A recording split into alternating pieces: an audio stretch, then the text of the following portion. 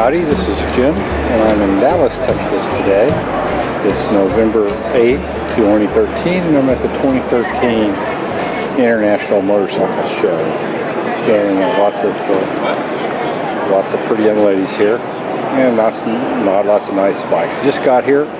It's the first day of the show. It just opened about 15 minutes ago. Not a whole lot going on, but we'll look around, and we'll start with the Yamaha exhibit, which is right here.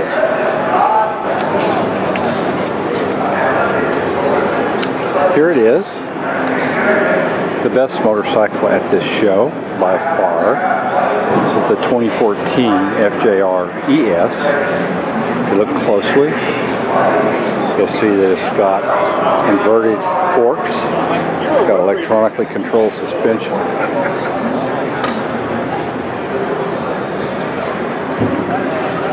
It's got cruise control, different riding modes. There's the mode switch right there.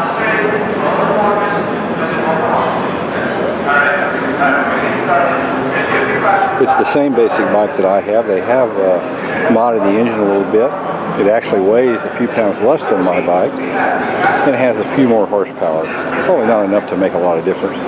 It's the same basic geometry. The seat's identical to what mine is. The bags are identical. I love the red color. It's not a candy red, it's a little darker than that. It's absolutely beautiful. Same mirrors, which really aren't the best mirrors ever made. LED turn signals now. I think there's LED driving lights here under the headlights. They've improved the aerodynamics of the cowling, gave it a little bit updated, more modern look to the front end. Now the window doesn't go to full retract when you turn the bike off like mine does. Looks like the exact same triple tree handlebar setup. I imagine these can move a little bit back if it's the same as what I have, which I think they are. There's a number of risers for it, and I have risers on mine, which I enjoy. Supposedly less buffeting because of the aerodynamic cleanup, but the buffeting's not bad to begin with. Looks like the same mufflers. So basically electronic suspension. There is an advanced edition similar to mine with a paddle shifter. It's not imported into the United States. All these have here with this very huge clutch spring. Let's see what the throttle spring's like. Throttle spring's maybe a little bit easier than mine, but with cruise control it's not such an issue. This is really in every way a BMW killer. You can save $1,000 by not getting the electronic suspension, but why would you do that? I mean, if $1,000 is going to make or break you, then buy a moped. So I'm really drooling over this guy. Let's get a good distance shot from him. There he is. My 2014 red Yamaha FJR. Here's Rossi on the TV screen, and here's his bike, or at least a bike similar to what he rides, the YZR M1, which is their MotoGP bike. I'd love to try to ride one of these, although I'd probably live about 4 seconds before I splatter myself into the nearest wall. Not exactly rain tires, are they? You know, you look at this close, and it does have that kind of handmade look to it compared to a production bike. Looks like some kind of external computer port there. Anyway, that's pretty cool. Here's a Yamaha, half of a Yamaha R1.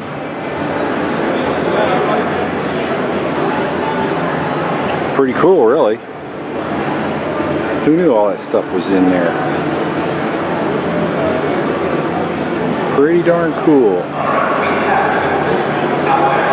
Yamaha likes to control things with chips. Chip-controlled intake, chip-controlled throttle. My bike has a chip-controlled clutch. And there's a cross-plane engine they're so proud of. traction control, pretty cool bike for the kind of person who can ride that. Me not being one of them, but still pretty cool. I'm just trying out the Yamaha SZ9. I really like that too. I'm just really want a naked bike like that. Although I would like one even a little bit lighter than that. I certainly wouldn't turn that down if you gave it to me. It's a nice looking naked bike.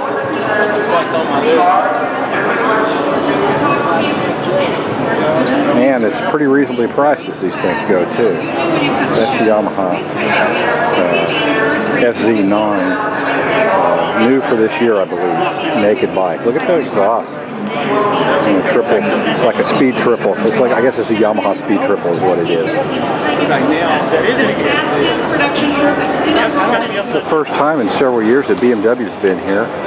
That's a nice adventure bike, but the seat's too low. I mean, even a short little guy like me, I mean, what is that? It's got to be only about 37 inches. But lots of toy. There's your Barbie for you. This was tempting until the 2014 FJR came out and just surpassed it in pretty much every respect. Welcome to the world of water cooling, though.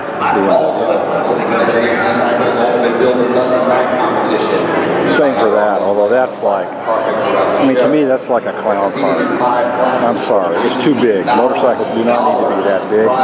They don't need to be that big.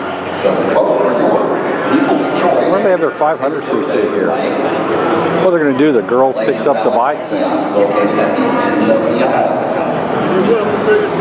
Okay, I have nothing against Harleys. I mean, certainly the seat height is not a problem for that, even for me. So they got that going for them. Can't mock that. My bike's been on the side enough. As somebody who grew up in the late 60s and early 70s, I can see somebody's having a horrible flashback. That's kind of nice. I guess that's a British-made Royal Enfield, I think. I mean, again, the 70s green, I don't know about that.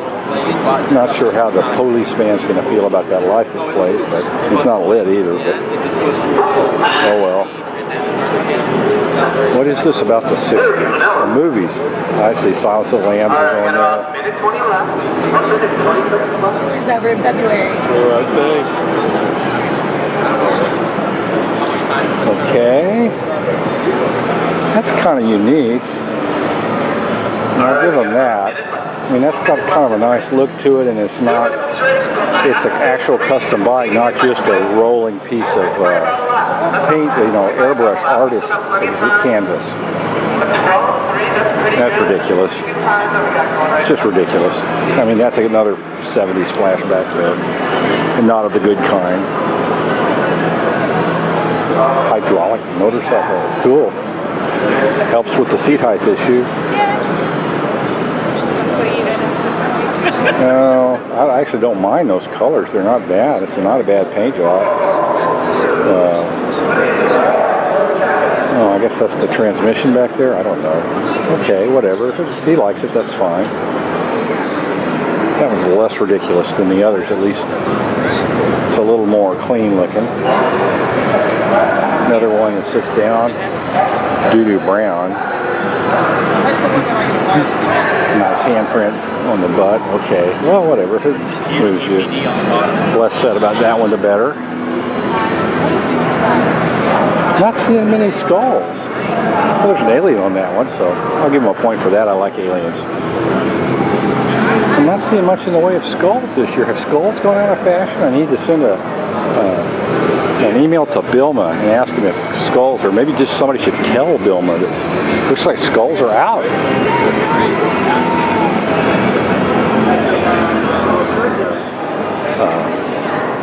Cymax 3 in high-vis like I like. But one thing that's interesting about this HJC cell is if you like this chatterbox unit, the helmet is actually made for it.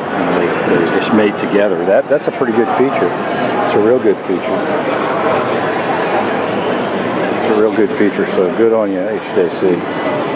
HJC's top-of-the-line helmet was really nice, but they don't make it. They make a top-of-the-line modular, but it doesn't come in high-vis. And their Cymax 3, I have a Cymax 2, and I'm not 100% happy with that one. and I really, really prefer. Okay, more custom bikes, mostly Harleys, of course.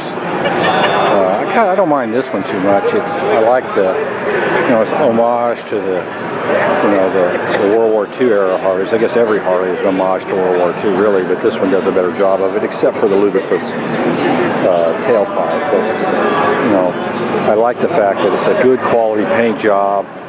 Big brown leather seat like a cow would have, a horse would have on it. Nice. The gigantic John Deere brake pedal isn't chrome, not too much chrome on this, just a little few accents, which is fine. So that's not a bad one. If you're going to go airbrush, this one is pretty good because the airbrushing is very subtle. There's like some kind of a Aztec princess on this one. She's pretty cute. I'll grant you that. So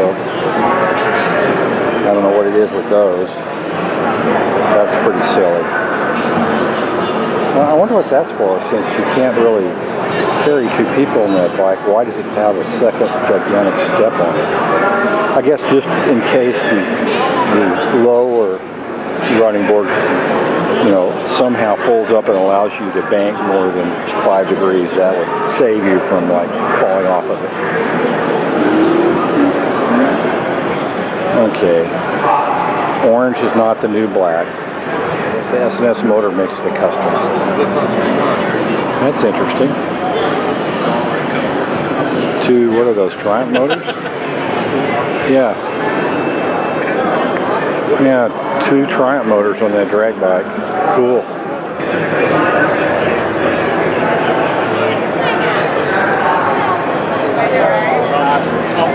I didn't know that you could get a nice back set with the CB500F. I'd like that. It's a little bit lower seating than the CB500X. And, you could go down a gravel road on that. It's not too much fairing. I like that. I probably would only need the top box because I got my Yamaha if I want to go a long way where I need suitcases. But it is nice to be able to carry some stuff with you. I like that bike. I like it a lot. Maybe I can get on it without the cowboy style. Be right back. Okay, to be fair,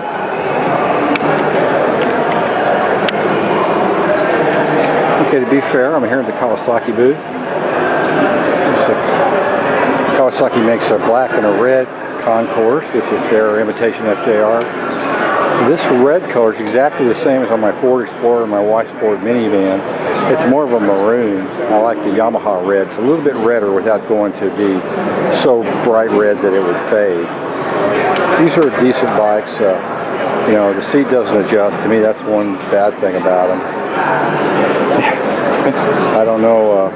I see external bolt heads holding the fairings on. One thing, I was just talking to another FJR owner about what's involved with like changing the mirrors or doing anything that involves fairing removal, and it involves like heartache and the ability to do 3D jigsaw puzzles.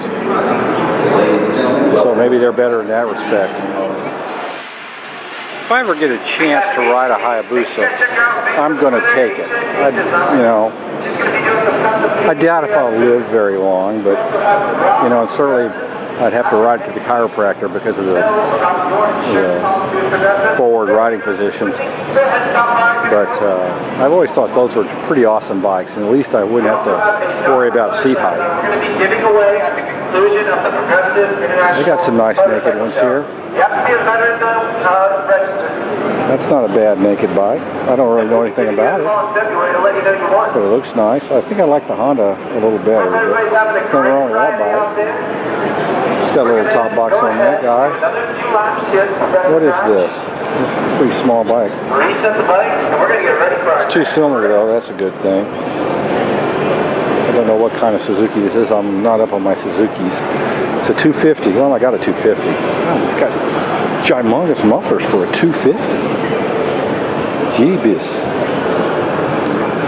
Why does a 250 need enormous mufflers? GS here. I don't know anything about it, but probably pretty respectable. Is this a V-Strom or is this a... Oh, this is that new V-Strom 1000. That's what this is. Yeah, so this is a well-proven platform. Probably the best, you know, one of the best intermediate adventure bikes that you can buy. Certainly anybody with half a brain would ride one of those in preference to a Kawasaki 650, what is it? KLR, if you were going to Alaska. Squeezing the tarp with this fella. That's nice bikes. Those are nice bikes. Seat's a little high for Jim, but they're nice.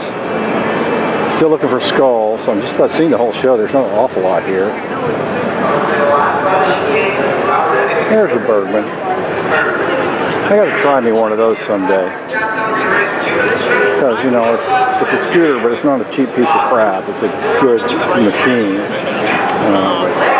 Not something you just throw away after 3,000 miles like the Chinese ones. Well, this concludes my visit to the 2014 Dallas International Motorcycle Show. This is a traveling show.